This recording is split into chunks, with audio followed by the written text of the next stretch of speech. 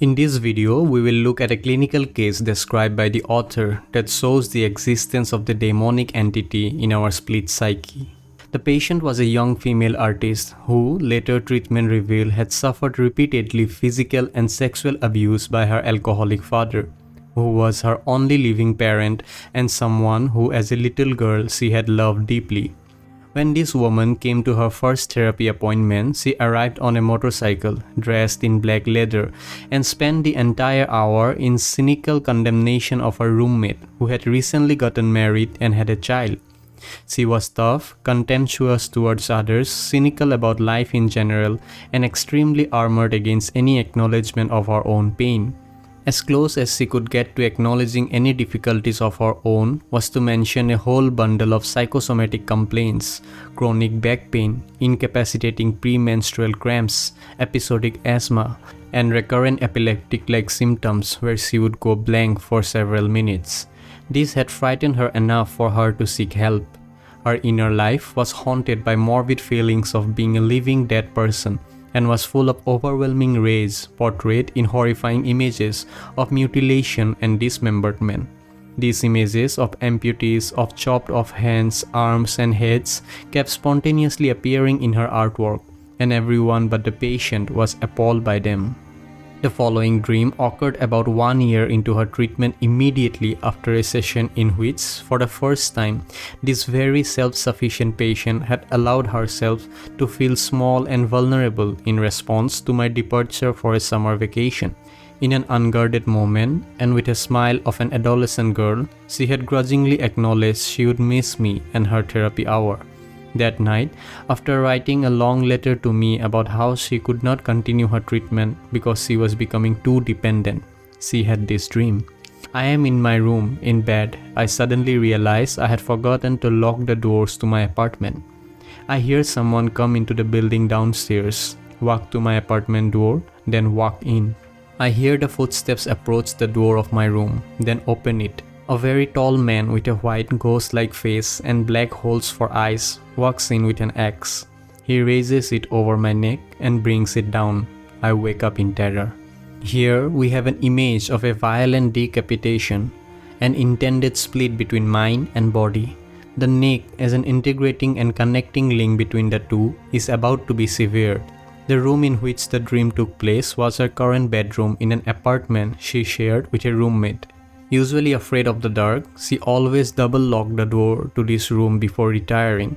The unlocked outer door was the door to her apartment, and this door she also compulsively checked whenever she was home alone. In the dream, the ghost-like man apparently had access to both doors, just as her father had unrestricted access to the bedroom where she slept and also to her body. Often my patient, when only 8 years old, had heard his footsteps approach her room before his regular sexual violations of her. Clearly, her unguarded moment of neediness within the transference during the previous hour was equivalent to her forgetting to lock the door in her dream, and constituted a breach in her usual ego defenses. Through this breach comes a kind of death spirit, an image of unmitigated horror, the ghost-like man with black holes for his eyes. The patient recognized this dream as one version of a repetitive nightmare from her childhood, in which she would be attacked by threatening figures. But why, I wondered, had she dreamed about such a horrific image the very night she felt emotionally open and vulnerable in relation to me and her therapy? In keeping with our prior hypothesis about the function of the self-care system, the explanation seems clear enough. Apparently, the vulnerable admission of feelings of dependency in the previous hour was experienced by some part of the patient's psyche, the ghost-like man, as a dire threat, the threat of re-experiencing the unbearable pain of needing an outer object, her father, and having this need traumatically rejected. In other words, the patient's emergent feeling for me in the transference was linked associatively with her childhood devastation, the unbearable suffering she had experienced in desperately loving a man who then beat her and sexually abused her. As this love and neediness came into consciousness, associated with unthinkable despair from her unremembered childhood, it triggered overwhelming anxiety, which in turn triggered her dissociative defenses. And so she was going to split this off and leave her therapy.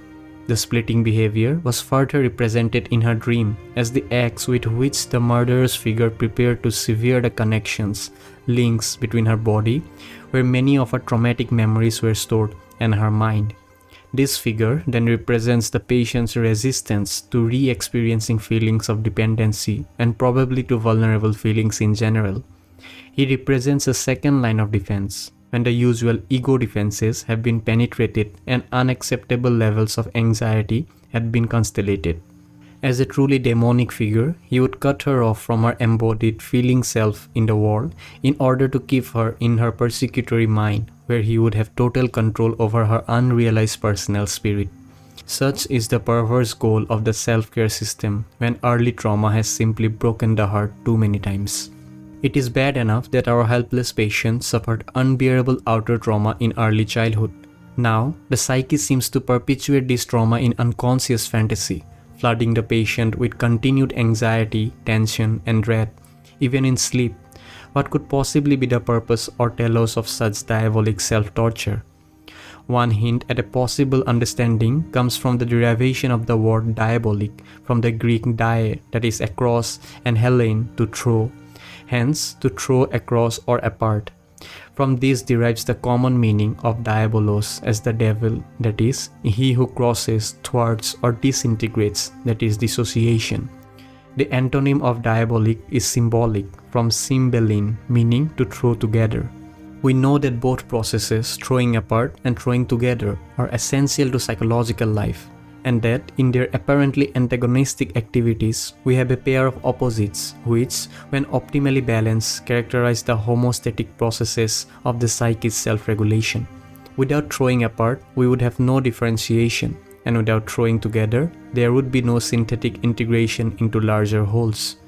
These regulatory processes are especially active at the transitional interface between the psyche and the outer reality, precisely the threshold at which defense is necessary. We might imagine this self-regulatory activity then as the psyche's self-care system, analogous to the body's immune system. Like the body's immune system, these complementary dynamisms of disintegration and reintegration are involved in complicated gatekeeping functions at the thresholds between inner and outer worlds, and between the conscious and unconscious inner systems. Strong currents of affect reaching the psyche from the outside world or from the body must be metabolized by symbolic processes, rendered into language, and integrated into the narrative identity of the developing child.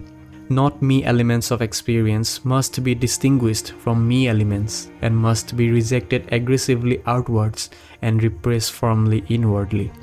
In the trauma response, we might imagine that something goes wrong in these naturally protective immune responses. It is an almost universal finding in the trauma literature that children who have been abused cannot mobilize aggression to expel noxious, bad, or not me elements of experience, such as our young artist's hatred of the abusive father. The child is unable to hate the loved parent, and instead identifies with the father as good, and through a process which Sandor Ferenczi calls identification with the aggressor, the child takes the father's aggression into the inner world and comes to hate itself and its own need. If we apply this analysis to our case, we can see that as our vulnerable need within the transference began to emerge, the patient's introjected hatred, now amplified by the archetypal energy, attacked the links between body and mind in an effort to cut the affective connections.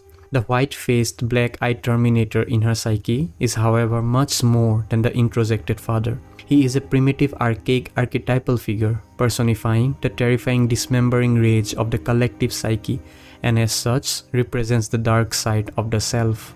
The outer catalyst for this inner figure may be a personal father, but the damage to the inner world is done by the psyche's Yahweh-like rage, directed back upon the self. It was for this reason that neither Freud nor Jung was convinced that outer trauma alone was responsible for splitting the psyche. It was rather an interior psychological factor that ultimately did the worst damage.